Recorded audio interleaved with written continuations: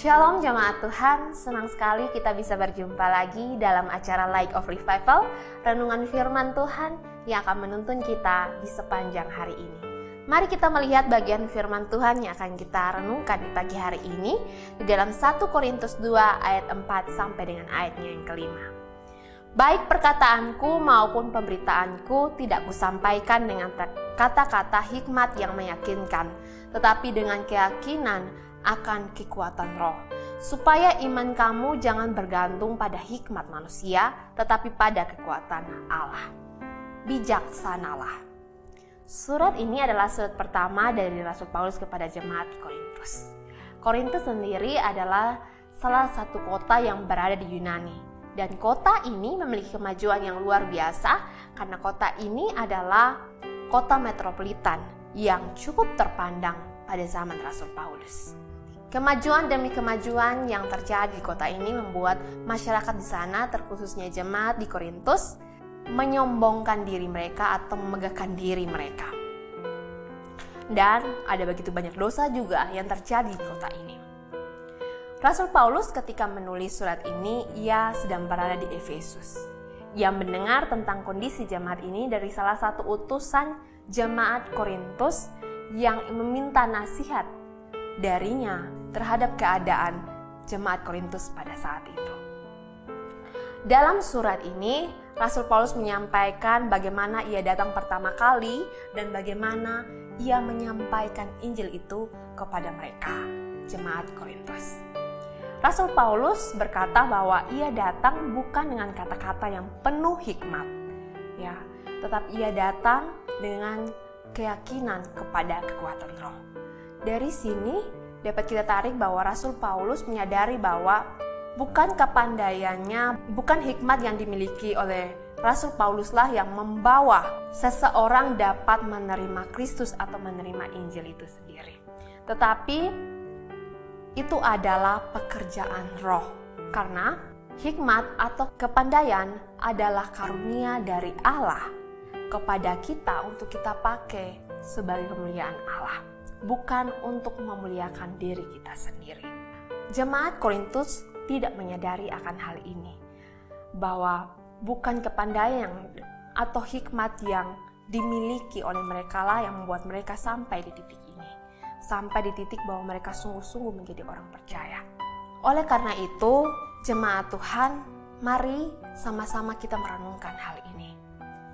Terkadang ketika kita ada dalam keadaan sangat bersuka cita karena kita telah menerima Kristus sebagai Tuhan dan Juru Selamat satu-satunya, kita menjadi orang percaya, kita terkadang begitu mengagung-agungkan hamba Tuhan atau mengagung-agungkan hikmat yang dimiliki oleh hamba Tuhan tersebut, tanpa kita sadari bahwa yang membuat kita menerima Kristus, yang membuat kita menerima Injil itu sendiri bukan karena orang yang menyampaikannya, bukan karena hamba Tuhan tersebut, bukan karena hikmat atau pengetahuan dari hamba Tuhan tersebut, tetapi itu semua adalah pekerjaan Tuhan yang terjadi dalam diri kita.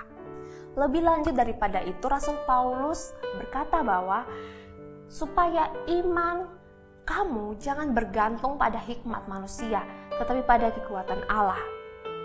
Rasul Paulus ingin agar jemaat Korintus pada waktu itu dan juga bagi kita sekarang sebagai orang percaya, iman kita tidak bergantung, tidak mengandalkan hikmat manusia, tapi mengandalkan kekuatan Allah. Ya, kenapa sampai Rasul Paulus datang bukan dengan hikmat atau kepandaiannya? Supaya iman yang tumbuh dari jemaat Korintus itu sungguh-sungguh karena dari Allah dan pada akhirnya bertumbuh karena Allah dan untuk kemuliaan Allah. Memang kita perlu berterima kasih kepada orang yang sudah menyampaikan Injil bagi kita. Tapi lebih daripada itu, kita harus lebih mempermuliakan Tuhan. Kita harus lebih mengagungkan Tuhan karena Dialah yang layak menerima hal itu.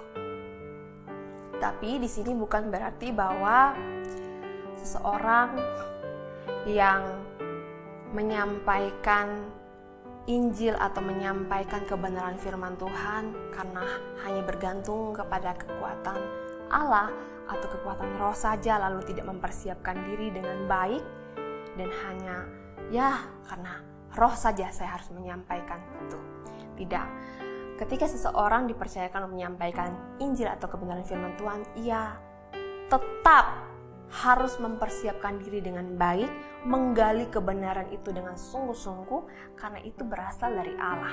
Ya, jadi pada akhirnya jangan sampai menyesatkan orang yang mendengarnya. Semuanya harus kembali kepada Allah. Jemaat Tuhan, mari kita sama-sama belajar dari kebenaran firman Tuhan ini. Belajar dari kekeliruan atau kesalahan yang dilakukan oleh orang Korintus pada saat itu.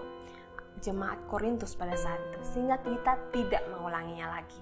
Kita harus lebih mempermuliakan Allah, kita harus lebih bersyukur kepada Allah atas apa yang telah kita terima, terkhususnya keselamatan yang telah kita terima karena percaya sungguh-sungguh pada Kristus.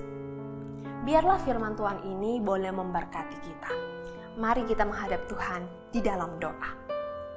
Tuhan Yesus, kami sungguh sangat mengucap syukur untuk kebaikan-Mu Tuhan dalam hidup kami. Kami sungguh diberikan kesempatan untuk belajar menjadi seseorang yang bijaksana, menjadi bijak dalam menanggapi akan hikmat atau pengetahuan yang dimiliki oleh kami. Itu semua daripada-Mu Tuhan, dan biarlah kami pakai juga pada akhirnya untuk kemuliaan-Mu Tuhan. Biarlah kami pakai sungguh-sungguh untuk membawa orang-orang yang tidak mengenal Engkau, yang belum sungguh-sungguh percaya kepada Engkau, untuk datang kepada-Mu Tuhan, bukan untuk memuliakan diri kami sendiri. Ampuni kami jika kami jatuh dalam dosa ini Tuhan. Hanya di dalam nama Tuhan Yesus Kristus kami telah berdoa. Amin. Jemaat Tuhan, mari jadikan firman Tuhan sebagai pelita dan terang dalam kehidupan kita. Tuhan Yesus memberkati kita. Kabar sukacita bagi saudara-saudara yang ada di kota Surabaya dan sekitarnya. Revival Community Church RCC Surabaya yang digembalakan oleh Bapak Pendeta Ezra Alfred Soru dan Ibu Pendeta Muda Agustina Karpada akan memulai kembali kebaktian minggu yang sempat terhenti karena COVID-19. Kebaktian perdana 2023 ini akan dilaksanakan pada hari Minggu 29 Januari pada pukul 9.00 waktu Indonesia Barat dan berlokasi di Zoom Hotel Dharma Husada, Jalan Dharma Husada Blok A3 nomor 188 Mojo, Kecamatan Gubeng, Surabaya. Bagi simpatisan Revival yang ada di Surabaya, mari bergabung dalam kebaktian ini. Dan bagi saudara yang ada di luar Surabaya, mohon bantuan untuk menyampaikan informasi dan undangan ini kepada keluarga, sahabat, dan kenalan yang berada di Surabaya. Untuk informasi selanjutnya silakan hubungi Pendeta Muda Agustina Karpada via WhatsApp di nomor yang tertera. Tuhan Yesus memberkati. Rek ayo rek mlaku-mlaku nyang tunjungan. Rek ayo rek sukoreno bebarengan. Dek ayo dek PPKM wis bubaran. Dek ayo dek RCC wis kebaktian.